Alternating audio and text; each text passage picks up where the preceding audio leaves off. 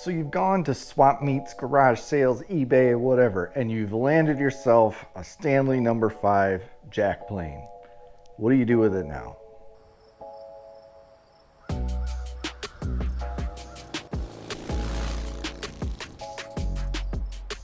All right, so this is the No. 5 Stanley jack plane. For reference, this is the No. 4. You can see the size difference between the two. What the No. 4 is designed for is smoothing. What the No. 5 was designed for is basically, it's called a jack plane because it's a jack of all trades. It can do everything. You could do pretty much everything with this one plane. Now, if you follow Paul Sellers, things like that, he does literally everything with the No. 4. There are a bunch of numerous sizes of planes if you don't know. The No. 4 is mainly made to do small smoothing work. You can get up to like 7s and 8s that are super long. What those are for is like jointing, joiner planes. They're made to span a long distance at flat rates or flat planes so that you can make a flat, even surface. The shorter the plane, if you have undulation in your wood, you risk the plane just traversing that and just smoothing out ripples, right? So the longer the plane, the easier it is to flatten all that out. The jack plane is a little bit longer, but it's not longest. It's not the longest. So this was made mainly for carpenters and stuff to do a lot of utility type work. So it is long enough that for most small pieces, you can flatten, you can edge plane, you can do a lot. And if you set it up certain ways, you can smooth with it. I bought this, was one of my first planes. It's one of the most common ones you can find at garage sales. I bought this a few years ago and did like a half-ass restoration on it, and I did not do a very good job at it. And parts of that is, if you can see down in here, because I didn't do a good job, I get a lot of wood that gets stuck between the chip breaker and the blade. So it always causes issues. I've got a little groove somewhere in the blade that's causing like ridges and stuff as I plane. It just doesn't work very well. The back handle is real loose on it. The front's not bad, but like the wood still has old pieces of lacquer stuck to it still. I did paint it. I don't think I flattened it. It's been sitting for a while. It's got some surface rust. So let's get into this and fix this thing up and get it back to a working jack plane. Part of that is putting a camber on the blade. I don't want to use this as a smoothing plane. I want to use this as a prep plane. So with the projects that I've been using lately, I want to use this mainly to start flattening boards out, getting the twist out of boards, getting it down quickly to where I want it to be, where I want the wood to be, and then come back behind with the No. 4 and smooth it. So let's tear this thing apart. I'll show you what I did fix on it. The paint's pretty good, but it needs to be flattened. We've got to do some work to the frog. We got to do some work to the handles, and then we're gonna have to do a bunch of work to the blades to get those flat. All right, so here's a better view up close of the No. 5. It's about 13.5 inches long, and it's about 2.5 inches wide. They do make 5.5s that are a little bit wider. I think it's about a 1/2 inch wider. They do make 4.5s. They have half sizes. They've got all different sizes in between. Like I said, this is the most common one that you'll find in garage sales and stuff, and you can still pick these up fairly cheap. So if you're just getting into woodworking and you want to get a hand plane, I would suggest the first plane you buy is this No. 5. They do have some that have corrugated soles on the bottom. That's totally fine. It doesn't matter either way. So they're both, as long as they're flat. So a couple things to look for when you're looking in garage sales or swap meets to buy one of these is if the handle's loose, not a big deal. We can fix that pretty easy. You want to make sure the wood is pretty much in good shape. There's no cracks in it or anything. Same with the knob. If you want to, you can remake those in when you bring them home. But for the most part, if you want it to be original, look for ones with good handles in them, so at least there's no cracking, visible cracking in the wood. So another thing to look for is that these are cast iron bodies. So what you want to do is go around the edges, just visually look. So more than likely there will be a bunch of rust on them. This is just surface rust, but sometimes you can get some pretty heavy rust on there. Look for not a lot of pitting. You don't want a ton of pitting. So these are cast iron, and they do get thrown around in people's garages. They forget about them at times, you know, or they don't realize what it is, and they'll just chuck it in the corner. It's grandpa's old plane, you know, I don't know what it is. They'll throw it around and it gets damaged. This is cast iron. It's still pretty brittle. So look for the cheeks up here to be intact. Nothing's cracked, nothing's broken. You want to make sure everything looks solid and put together. You want to check down the sole, make sure that that is intact. No, there's no cracks or anything as far as that goes. Then other parts to look for, make sure that the adjustment knob is here on the back. I prefer ones that have brass. You'll find some of these will have plastic handles at times. Like some of the newer models will go to plastic. I prefer the older ones that have the big brass knobs on them. It's just easier to turn and rotate. You can buy these knobs on eBay and replace it if you want to. Then make sure that it comes with a blade. It's got a chip breaker on it, and it's got the hold down on the top. So you want 3 parts here, 1, 2, 3. Make sure everything is in place, right? And finally, there's this lateral adjustment lever on the back. Make sure that's there. That's what makes your blade adjust to be able to come left to right, so that it's not sticking out one side or the other. I prefer the Stanleys. They come in a bunch of different ones. This one in this case is a Stanley Handyman. It was made for contractors. It was a little bit cheaper, but it's just the same as regular Stanley. Not really much of a difference. If you collect these, you can find like pre-war ones and stuff. This one, I'm not sure how old this one is. I never bothered dating it, but I would put it probably somewhere, maybe 50s or so. I'm not sure. If somebody does know a lot about these, let me know down in the comments below. It basically, the only marking on it is made in the USA there. And that's it. There's no other casting markings on this. So first thing we're going to do is tear this thing apart. These cannot be easier to work on. As long as you have a flathead screwdriver, you can tear the whole thing apart. So first thing let's start off, let's get this cap off. So that just unpops and then pops off this screw here. So that'll come off. Just inspect it, make sure you don't have any cracks in it. This is also just cast aluminum. So give it a check. Sometimes this will be firm or spring loaded in the back. Sometimes it's just loose. In my case, this one's just loose, but it's still in good working order. Nothing wrong with it. Everything is in good shape. It just needs a little bit of cleanup. Next, the chip breaker and the blade come off as one. Be careful. The blade could be sharp, depending on how long it's been sitting in there. Just always treat it as it is. So you'll see here my main issue with this plane. So I get a bunch of wood that jams between the chip breaker and the blade. That's the main issue I have with this plane. And that is telling me that this chip breaker is not sitting flat against the blade. And it's got a gap in it, right? So as I'm planing, it's allowing shavings to get inside here and press between here and open this gap up even worse. And that's just causing nothing but issues. So we're gonna have to address that. This screw here, just take your screwdriver,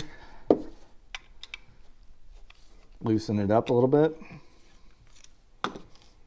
Actually, we can take that screw completely out. And now we have our blade. Check your blade, make sure it's in decent shape. You don't want a ton of pitting. If there is rust pitting on it, it's okay if it's up here, but you want to make sure around the blade area that it's not pitted up around the blade too much. We've got a little bit of just minor surface rust right here, just from sitting over the winter, getting hot and cold. It's a little bit, but it can definitely be sanded off. So it's not in bad shape. The blade is okay. So this is not bad. Another thing to look for is right around this area. A lot of people will, I don't know why, but they'll hammer on that. The previous owner of this one hammered on this side, and I'm not sure why. So You can't hammer on these like a wood plane where it'll advance the blade or back or forth. So I'm not sure why this one was hammered on, but I could tell when I bought it, and you can still kind of see here the rippling in the metal where somebody has just beat on this thing with a hammer. If you want to, you can sand that down, but just make sure if they did hammer on this that it didn't cause any stress cracks or anything down the blade. So this is the original blade. You can see Handyman written right here. I'm not sure if you can see that or not. Handyman, made in the USA, number H1205. I don't know if that'll help date it or not, if anybody can date this thing, but that's the only like actual markings I can find on this. So the blade is in decent shape. We're gonna have to do some work to fix it up though. Our chip breaker, also in decent shape. It's not rusty or anything. I cleaned this up previously, but in this area here is not flat. So we're gonna have to flatten this out. I think that's where it's letting the wood to come in. So we're gonna have to flatten that out. Up in here, this is the lateral adjustment lever. This one is held onto this frog by a rivet. In most cases they are. If it pops off, not a big deal. You can just set it back on. If you do want it to go in, if you do want it to be firmly held to it, just put it back on the rivet, on the post, and get like a center punch or something and kind of smash that rivet down a little bit, and that'll lock it in place. Just be careful because this still is cast iron. You don't want to hit this too hard and wind up cracking it. So make sure it's supported underneath. On the front here is the adjustment screw. This is what holds the blade down and everything to adjust your tension on it. You should be able to just loosen that with your finger. If not, you can just take it out with a screwdriver, put a little penetrating oil. In this case, this one's fine. I polish this one up. Then in the bottom here, so this part here that the blade rides on, this is called the frog. And the inside here, you'll see two screws. These can be loosened up. And this is helpful for adjusting. You can move these back and forth in these grooves. And this is helpful for adjusting the blade closer or further back from the mouth of the plane. So you'll notice when I restored this the original first time, I painted this thing, painted the sole and the frog. What I did not do is tape this off or sand it down. This area here that the blade rests on should be clean and sanded smooth. At least maybe 220 grit. Just to make sure it's smooth, it's not resting anything, and the blade slides evenly on it. Because mine is painted and still rough, I think that's why I'm having a lot of issues advancing and retracting the blade. There is another number on the frog here. It says, is that C-44, and there's an L4 here. So on the back of the frog, you'll see the adjustment knob. This is what advances or retracts your blade. So as you're turning this lever here is going up and down. That is what's locking into this groove on the chip breaker and advancing your blade forward or back. So this is what controls your depth of cut. It is a reverse thread, so heads up as far as that goes. If you want to loosen it, turn it to the right, tighten it, go to the left, and that's basically going in and out. So we're going to take this all the way off, and you can just hold down this adjustment while you take this knob off, and can inspect our knob. Then this is fine, this is in good shape, no problems with this, just might need a little bit of a cleanup. And then back here is this adjustment lever. So this is held on by a pin inside of here. If yours is really rusty or you want to work on it, I'd suggest taking just a small center punch or even a finished nail or something supporting this, because it is cast iron, remember, and just hammering that pin out. We're going to have to sand ours flat, so I'm going to have to take this out. So let's do that now. All right, so I just got a little center punch going into that hole and just gently tapping down. Be careful that you don't drive the pin all the way through and wind up dropping it on the floor and losing it. And once it's through the first side, you should be able to just kind of press that through. It should come out a little bit easier. There you go. So you can see that come out. And there's our pin. And then this is the adjustment lever. That is in good shape. It's been polished and cleaned up before, so we'll just give it a new little buffing and that'll come right back to normal. And then we have our frog. So I'm gonna leave the adjustment lever on the frog while I clean this. It's not a huge deal, I don't think. I think I'll be able to work around it as I sand this down, because I don't want to have to re-crimp that. So that's the frog. That's basically the whole kind of guts of it, other than the handle and the tote, or the tote and the knob, essentially, I should say. So the front knob is just a flathead screwdriver, or is a screw going through it on the top. So that just loosens up.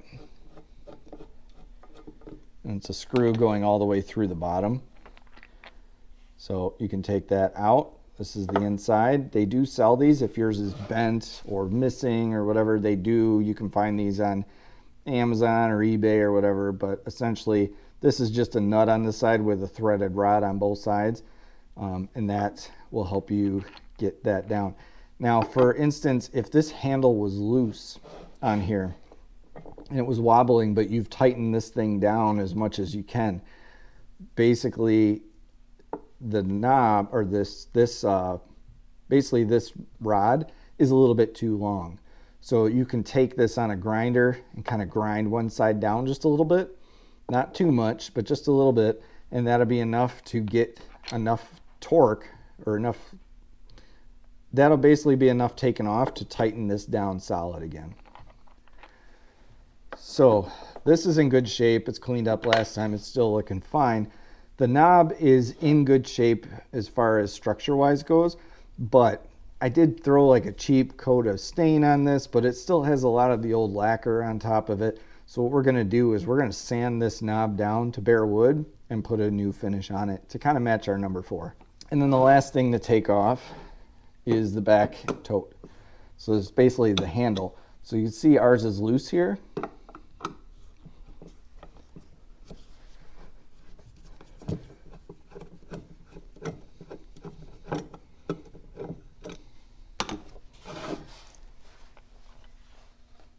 So there's a couple issues with this.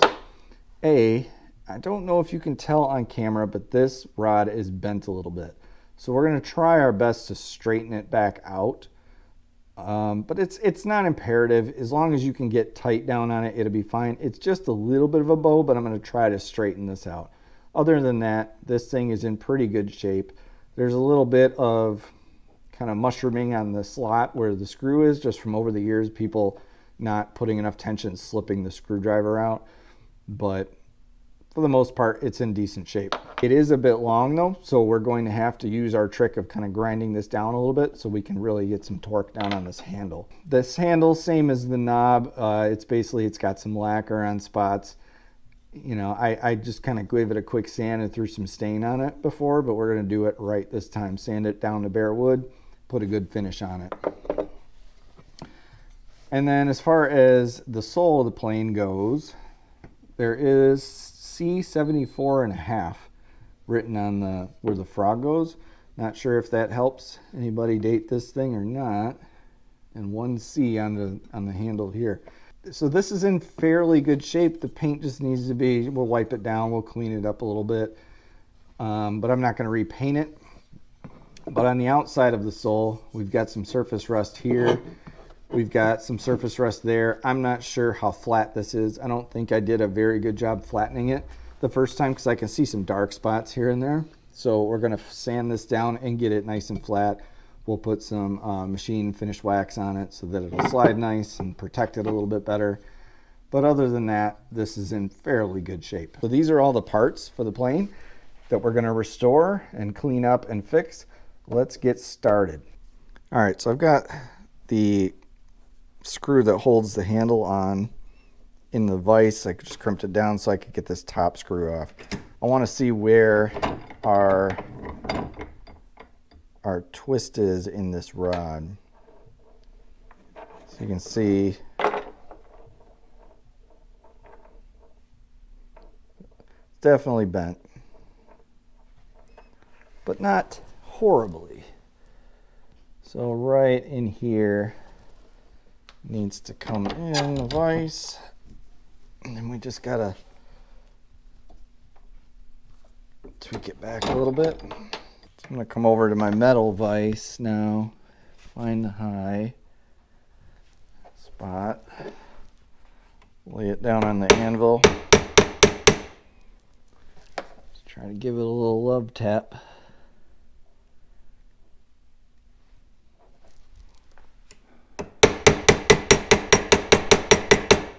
Careful not to damage your threads in this process. There we go. Now we're rolling nice and flat. Cool. So that guy has now been cleaned up and is good to go. So we can put this back on. Put this in the vise. Snug this down. Doesn't need to be super tight, but we're back to nice and flat. So the next issue is this is a little bit too long, so I'm going to grind down this side just a little bit on the bench grinder.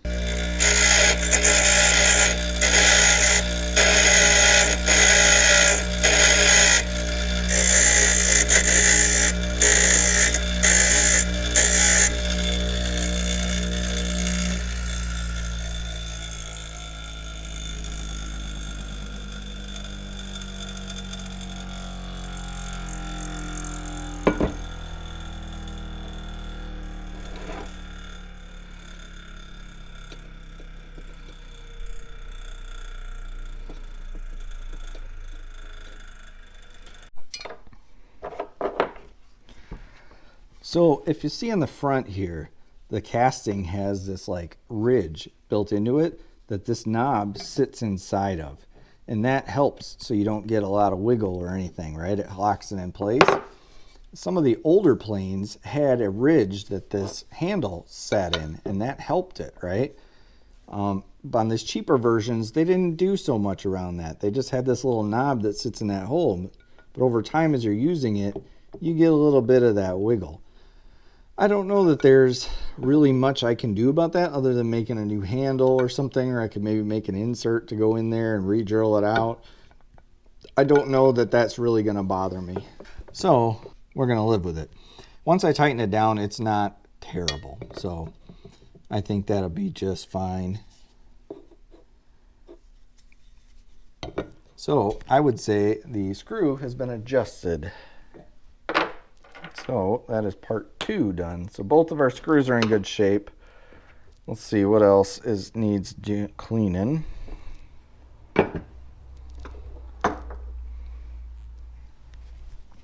So this is in good shape as well. There's no rust on it or anything. I might just put a little bit of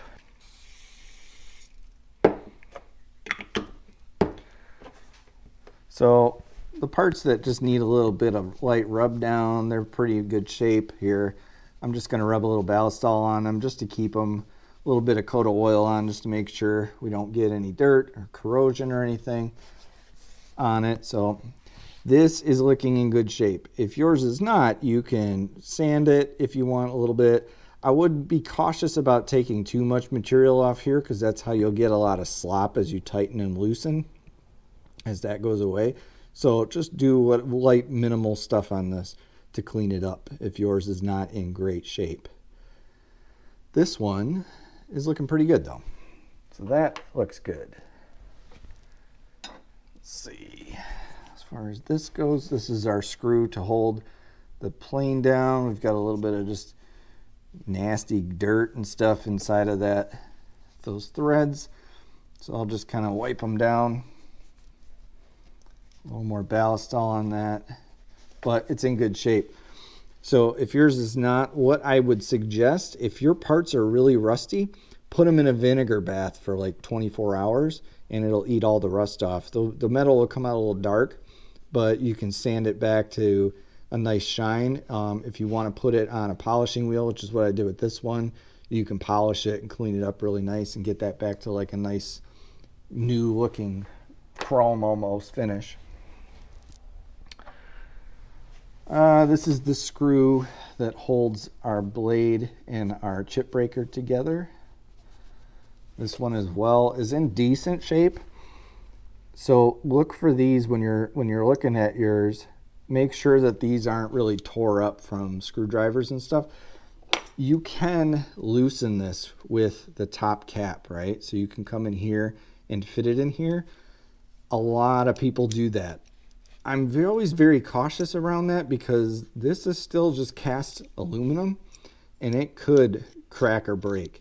So I wouldn't suggest using the cap, even though a lot of people do. I tend to use a screwdriver. They do make big, fat, like plain screwdrivers for this. I think Rob Cosman does something, like I think he even makes a tool for it. But it's basically a gigantic flathead screwdriver that really locks in those grooves nicely. So I'd suggest that. But if yours is really messed up, you can try like sanding down the top, put this on like some sandpaper and sand it down if you want to, and just get it back to nice and flat. But if they've really tore up that groove, there's not a whole lot you can do about that except buy a new one. So you can try that. These are just the screws that hold the frog down to the main sole of the plane. These are in good shape. So these I just cleaned up out of the vinegar bath before. So you'll notice these are a lot darker. They're almost black. This is that kind of look you'll get when you vinegar bath them. These were kind of rusty at the time, so I just vinegared them. I don't think I put this in a bluing solution at the time. I think I just pulled them out of the vinegar bath and cleaned them up a little bit. So they're in good shape. There's a little bit, I don't know if you can tell on camera or not, there was a little bit of pitting just around the side where it started getting a little bit too rusty, but these were still more than good to salvage. Same here on this one. This was in really good shape. So I'm just wiping them down with a little bit of Ballistol, cleaning them up, inspecting. These were all in pretty good shape. Next up is our knob. You can use WD-40 if you don't have Ballistol, you don't like Ballistol. I like Ballistol, it smells so good and it's nice. It's a good lightweight oil. I prefer it over WD-40. I know I'll probably get some hate for that, but you know, not bad. So we've got our knob. It's in good shape. Everything looks good. Inspect your threads. A lot of these come in either in brass or steel. If yours is brass, you can clean it up with just some light steel wool. Clean it up, but just make sure the threads are okay. Those threads can be soft sometimes, and you just want to make sure that they're in good shape.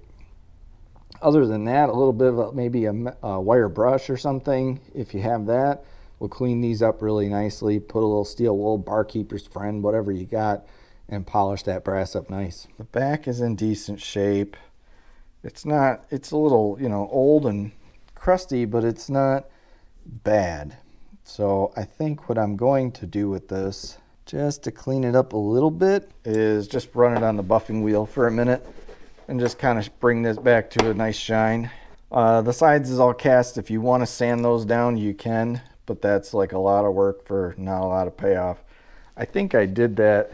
So as an example, here's the cap from my number 4. I did sand these sides down a little bit. I sanded them down to 220 and just got them smooth, just because I wanted the casting markings off, and I just smoothed it out. You'll notice this side has a piece of metal that's riveted in. That's where you get that tension from, that kind of spring effect. It puts tension on this back plate and allows you to really put this whole bit of pressure down on the blade to lock it, where this one doesn't have that. You can see where the indentation would be for it, where they would drill that hole out to put that rivet through. But this one was the handyman version. It wasn't the nicest, so they didn't put that extra piece in there. So basically the whole thing's relying on just this part here to put pressure on the blade. So you can clean it up how you want. And then finally, we have our frog. Well, not finally, but still got a few more. But as far as the frog goes, I'm gonna wipe this thing down, just kind of clean it up a little bit. Yours is probably not gonna look this nice. So I painted this one. The issue I said earlier is I painted this and I didn't clean up the parts that metal touch against each other. And I think that's why I'm getting a lot of issues now. So there's a couple areas that I want to clean up and get the paint off. One of which is this surface and these two surfaces. That's where it sits inside of the sole of the plane and gets that forward backward adjustment. I want that to be flat on metal. In here can be painted, that's fine, and there can be painted inside here, but this outside edge here, this like ridge, that is where the blade rests up against. So it's like kind of like this, right? So this slides back and forth on here. You want that to be a nice smooth mating surface so it'll slide nicely. Having chunks of paint and rust on here and stuff, not so good for the functionality of it. So what we're gonna do is get a flat surface piece of glass with some sandpaper.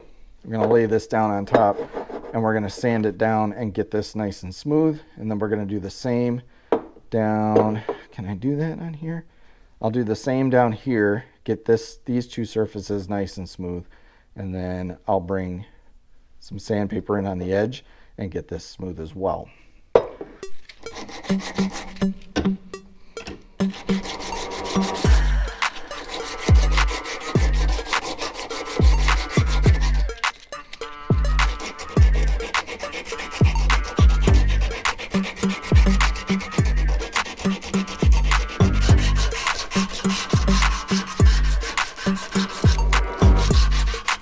But Mateo, you might be saying, taking this piece of sandpaper and sanding this whole knob down is a pain in the butt because it's round and there's nothing to sand to. Well, I have a solution for that problem. Get yourself a cordless drill, put a bolt through it, lock it down with a nut and a washer, rest it up against the bench, fold it in half, and now you've got yourself homemade lathe. And you can sit here and sand it down to your heart's desire. It does get a bit warm, just be cautious.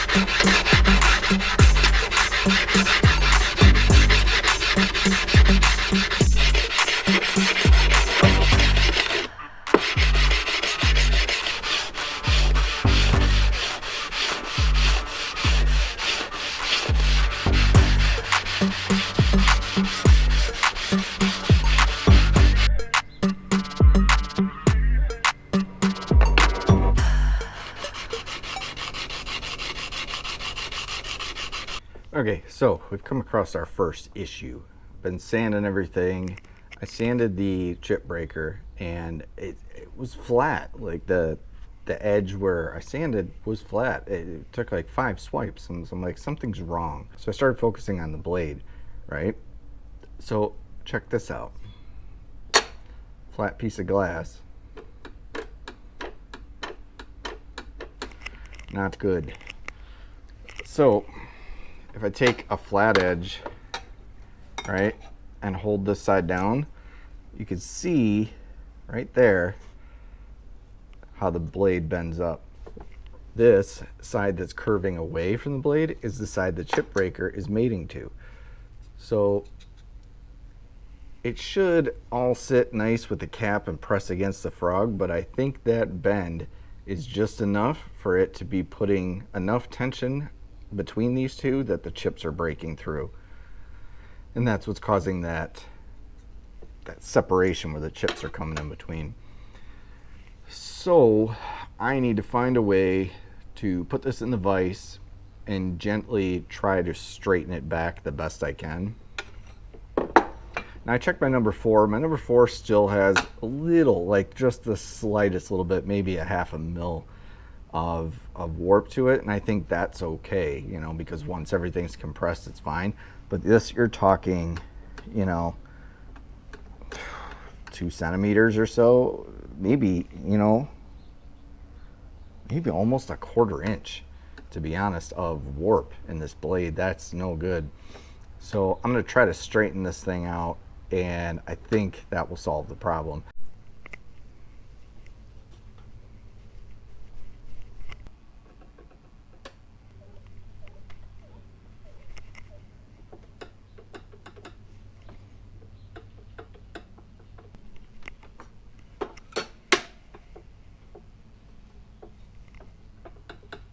There we go. It's looking better. So the bend is like right here where the screw goes in. So I'm trying to like put the edge of the vise on that area and just do little tugs. There we go. There. Look at that. Nothing.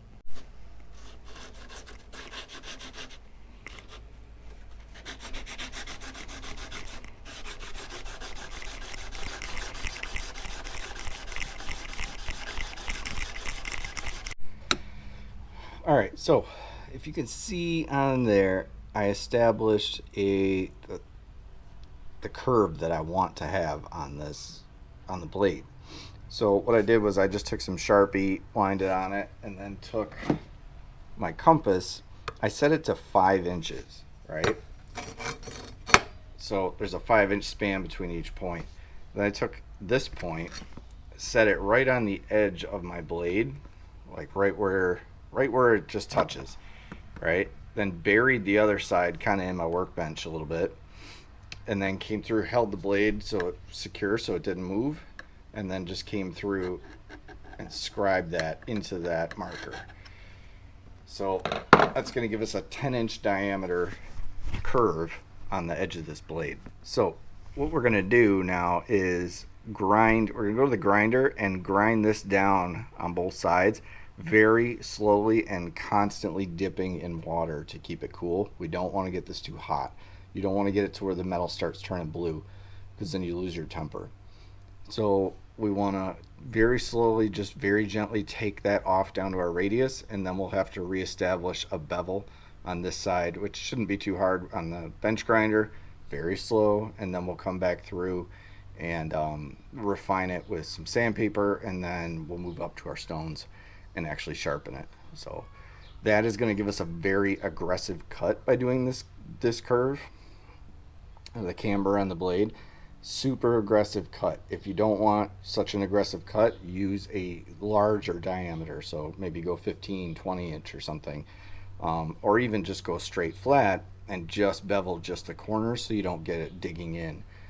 But for my case, I want this number 5 to be almost kind of like a scrub plane. I want it to really take wood down fast, and then I'll come back over with the 4 to smooth it all out. So this is going to leave grooves in your wood. It's going to leave undulations and stuff, but it's going to get that wood down real fast, so you're not planing all day trying to get it down. So let's do that.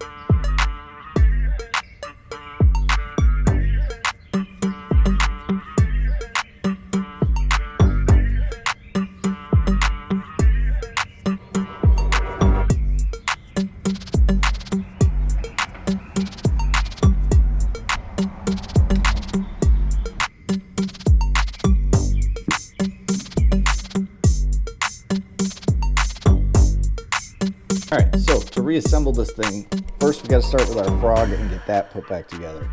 So if you remember, we took the pin out of the back of this that holds our adjustment lever in there. So we need to put that lever back in, lever, whatever you say, put the pin back in, and then we can put it back onto the sole. So let's put the pin in now. All right, then just take your center punch, put it on the pin like that. Just gentle taps,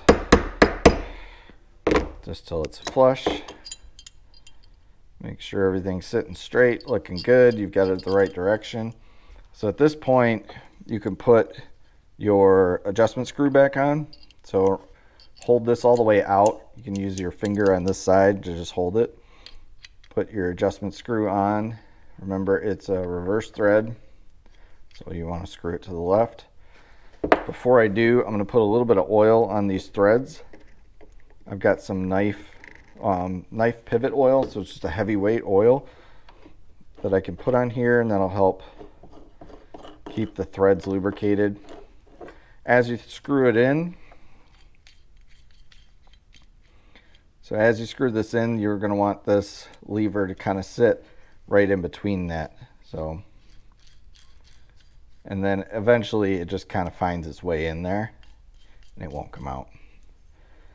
So with a little bit of that oil, you can see how easy it's spinning now. That's what we're looking for. Nice. Okay. So that's in place. Now we can put the frog back on the sole. So we've got our sole here. I just cleaned up and sanded the sides. I haven't sanded the bottom. So in the inside here, this was painted. This is where the frog rests on and slides back and forth. So I sanded that back down to bare metal, got a little bit of that. Put a file over it to make sure that they're nice and level. Gonna put a little bit more of this oil on here. You don't have to, it's not necessary, but I just like anything that's metal on metal touching parts that's going to, at some point, could possibly slide, I want to put oil on. So you're not able to oil those parts frequently if the plane is pretty much together. And I don't want rust eventually to get in here. So a nice coating of oil or grease or whatever in there. Obviously just don't get it all over the place, just be fairly neat with it. Then you've got two screws. Usually they look like kind of like they have a washer built into them. These kind of panhead style screws. So you want to just bring them to the point where they touch the frog. So we're still real loose in here. You can still move this around back and forth. So what I'm going to do now is take my blade. I'm going to put it blade side up. Be careful you don't cut yourself while you're doing this. But essentially what I want to do is get this frog to where the blade is just barely touching the sole. Maybe not even, maybe just a little bit above it. But I want it coming out smooth. I don't want any type of resistance on the blade there. And that's roughly where we want our frog to be positioned. Once it's there, I'm going to snug these screws down just gently enough to hold it. And then I'm going to check again. Yep, looking good. Nothing's rubbing. Perfect. So this particular plane does not have an adjustment screw on the back. Yours may. So an example of that is our number 4 here. On the number 4, you'll notice on the back underneath the adjustment screw. Can you see that? Let's see. Right. So right in here in the bottom, there's a screw that is screwed into the sole of the plane. And that allows you to micro adjust the frog back and forth this way. So because this is the Handyman version, our number 5 is the Handyman, it doesn't have those extra features like that. So you have to do this manually. So your results may vary depending on what kind of plane you have, if you have that screw or not. If you don't, this is how I tend to do it, is by doing it that way. So we don't really need a ton of oil in here. But these surfaces do touch. I don't want a ton because I'm usually oiling my blade or whatever when I sharpen it at the end. But I'm just going to rub a little bit of oil on here just to make sure these exposed parts here don't end up rusting on me, or trying to prolong that rust as long as possible. So we'll take our adjustment lever now, move it all the way to the side. Let's get our handle in place. So the handle just kind of sets on there. And then we've got our long screw that goes through. So it'll go through the handle and come in down here, and you're trying to thread it into this block here. So just very gently get it started. Make sure you're not cross threading or you're catching the threads the right way. And then send it home. And then this, you're going to want to snug down pretty solid. There we go. So that's firm and ain't going nowhere. That's a good purchase. Our handles are looking good. So then we'll put our front handle on here. So adjust it the way you want it. I kind of want that light side out. There were some dark sides to this where I just didn't want to sand these handles forever down, but some of the old stains still kind of showing through a little bit. I think it looks cool though. It gives it character, in my opinion. I like that. That looks pretty good. I'll snug that down pretty good. Then we've got our kind of hold down screw that goes in place here. I'm going to put a little bit of oil on those threads as well. Cool. All right, it's coming together nice. Okay, so now we got to put our blade assembly together. So essentially what you want to do is take your chip breaker and this short little screw here and just begin to just barely catch those threads, right? Then take your blade, so you're holding it like this with the screw up. Take your blade, bevel side up. There's this hole here that's made to go through that screw. Push forward a little bit, and you want to pass your bevel past the chip breaker. When you do that, you flip it over, you'll see they come together like that. So you want to avoid the edge of your cutting edge, because that's where you've just spent all that time sharpening it. You don't want to ruin it by smashing it into metal. And then basically creep up on the outside. So this is all going to depend here how you set yours up. So I'm bringing my chip breaker just to the edges of my radius here, and I'm tightening it down. So you see that leaves probably 1/8 of an inch gap. I'm okay with that because I'm setting this up to take huge, massive cuts, right? So, but I'm looking down the blade, everything is nice and flat now. We're not seeing those gaps that we had before. So I think we solved that issue with the bent blade. Now for an example, if you have a straight blade, kind of like this one for smoothing, you're still going to have the edges are still going to be just a little bit shy on both sides. But what I do is I bring my chip breaker on this one up to about a 32nd of an inch away from the edge of the blade. So it all depends on how you've got your blade set up. So just another example.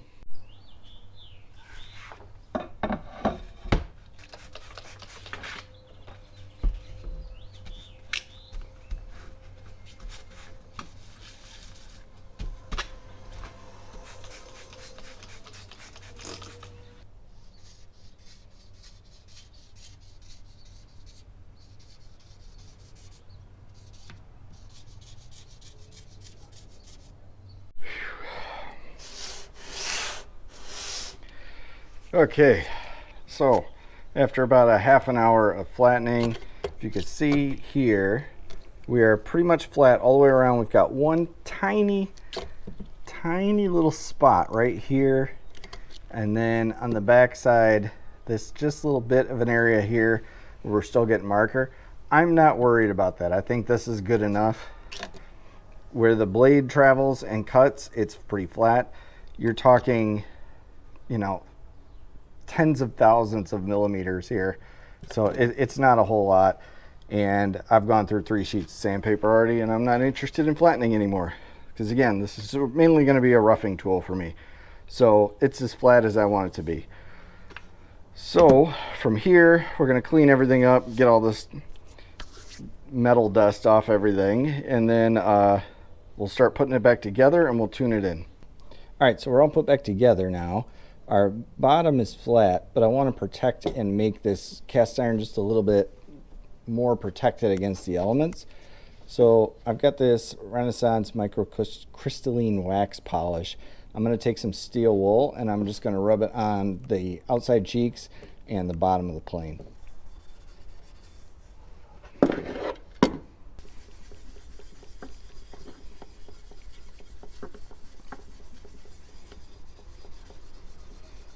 Make sure when you're doing this that your blade is all the way in. And still be cautious around the mouth.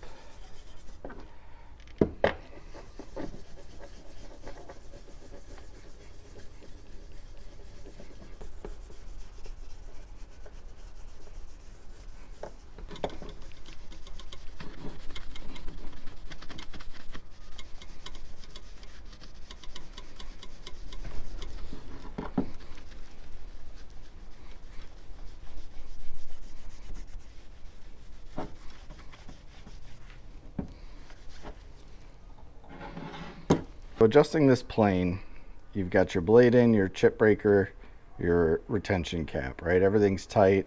On the back here, you've got this lateral adjustment lever, and then that's basically it. Some planes, you'll have like an adjustment up here to open and close the mouth. This one doesn't have it.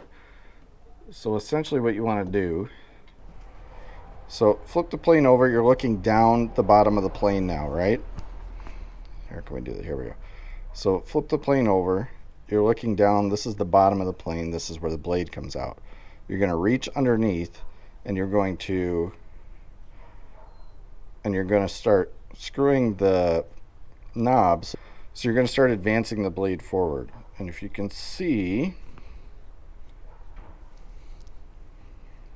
that dark line here, that's the blade starting to advance. So if I go way out, you should be able to see that real strong now. See that strong dark curve?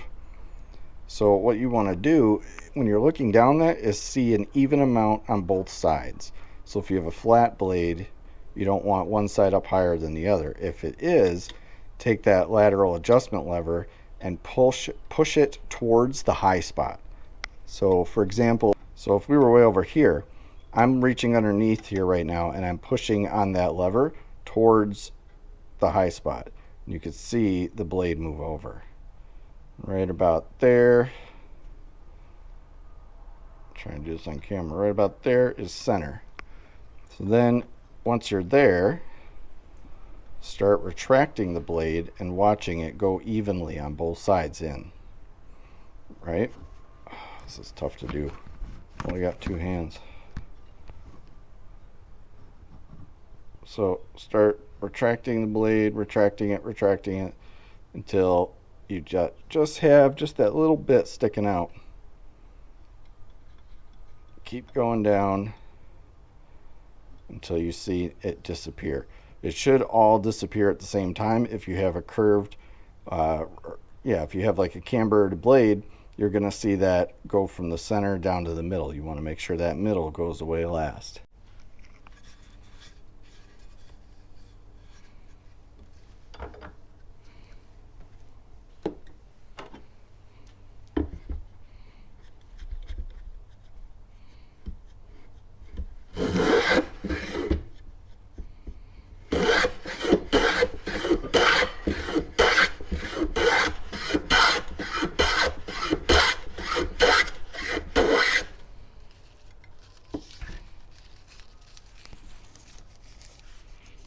So not bad. We've got a pretty even shaving all the way across. It's taking good shavings.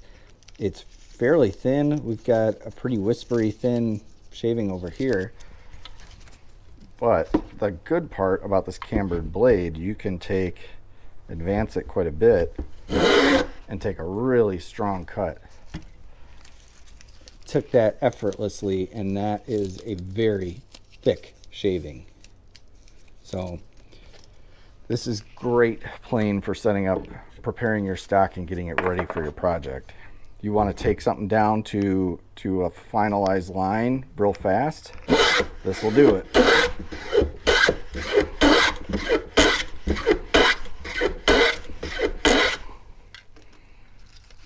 Nice. Look at that. Just solid, clean, good shavings all the way through. Very nice. Cutting real good.